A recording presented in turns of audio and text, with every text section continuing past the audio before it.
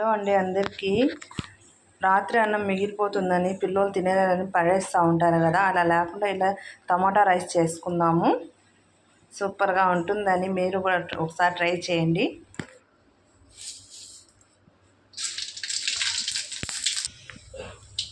టమాటా ముక్కలు,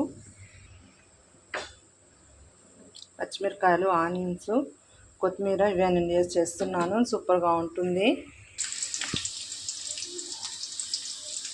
ఆనియన్ ఎర్రగా వేగనిద్దామండి.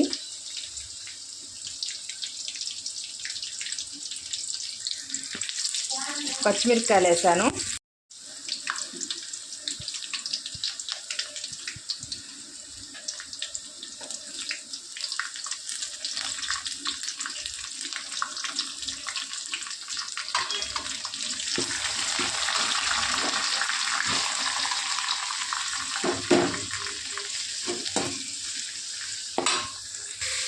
ఇప్పుడైతే జీలకర్ర, పసుపు పొడి, మిరప్పొడి, ధనియాల పొడి వేస్తున్నాను. తగినంత సాల్ట్ వేసినానండి. ఇలా ట్రై చేయండి, సూపర్గా ఉంటుంది అన్నము. ఇప్పుడైతే రైస్ వేసుకుందామండి. మిగిలిన అన్నంతో ఇలా చేసి చూడండి, సూపర్గా టేస్ట్గా వస్తుంది. చూసారండి, టమాటా రైస్ అయితే రెడీ అయిపోయింది.